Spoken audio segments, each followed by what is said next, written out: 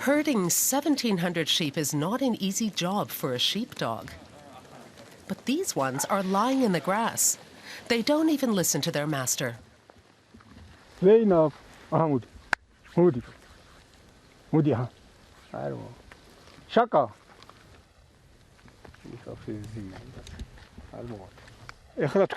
it's no use, they are too tired. At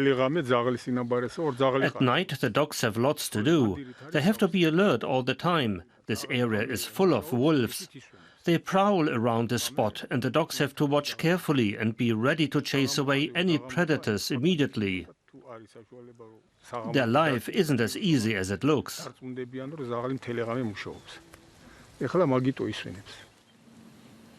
This summer, he lost 13 animals to a bear in the mountains. Now there are wolves, as every year, when tens of thousands of sheep are on the move. This man wants to set up corridors in which the attacks of predators are tolerated. The shepherds call him the Wolf Man, and they complain to animal protectionists that there's less and less room for their flocks.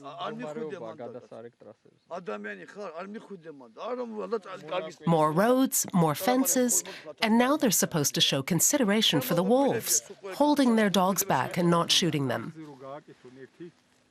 I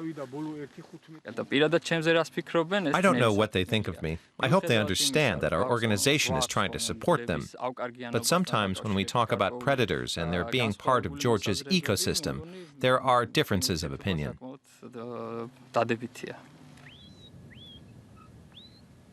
Twice a year, in spring and now in autumn, the flocks are driven across the countryside. It's been that way for centuries. The sheep spend the winter in the southeast of the country, in Vashlovani National Park. It's Timo Papiashvili's main area of operations. He works for the Center for Biodiversity Research and Conservation, NACRES for short, and grew up near here.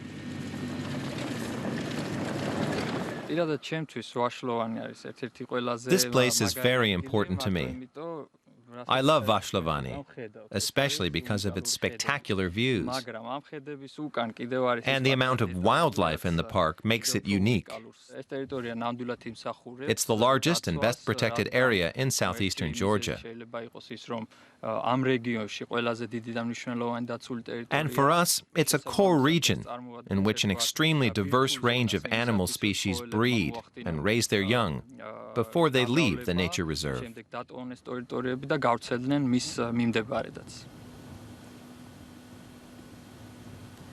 NACRES is a small organization with a staff of 10.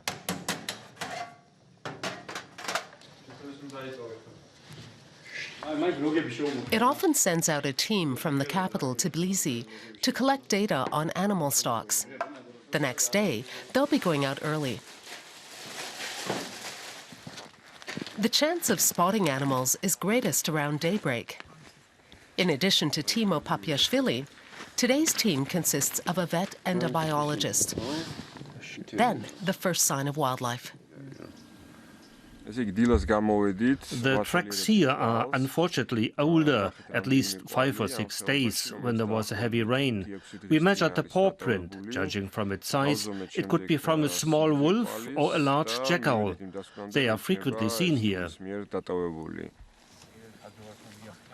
In the autumn, it's slightly quieter than in summer.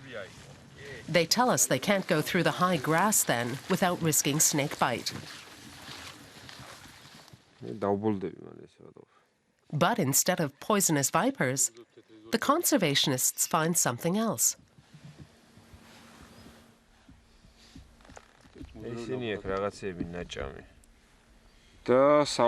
We always examine the size and scent of the animal feces. All the animals here have their own typical scent, and this one comes from a European badger.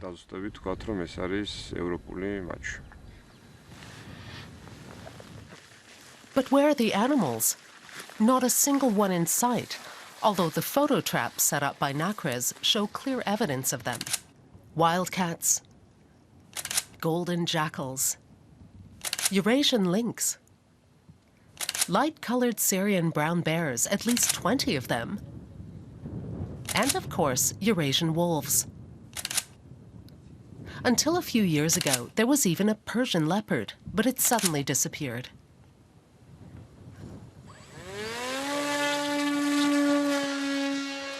To better determine just where the animals are in the park, they've acquired a drone, which can also help find poachers or shepherds felling trees illegally. The bears are thought to live in these ravines. Sometimes they come up and kill a sheep. The drone flies up to a distance of 50 kilometers. It's satellite-controlled, a pilot project for NACRES. But things don't always go smoothly.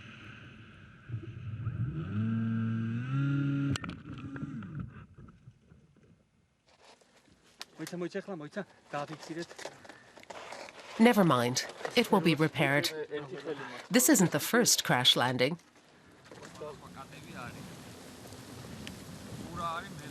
In the afternoon, the first flocks arrive. It's warmer here than elsewhere in Georgia. The grass is still growing.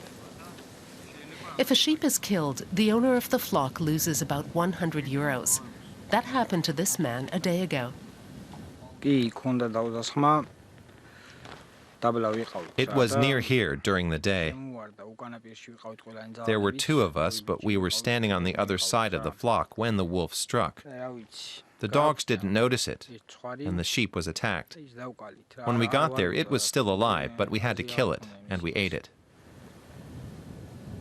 And the dogs got the bones. So it seems that, in the end, everyone benefited, except the sheep, of course. And the wolf? It was long gone.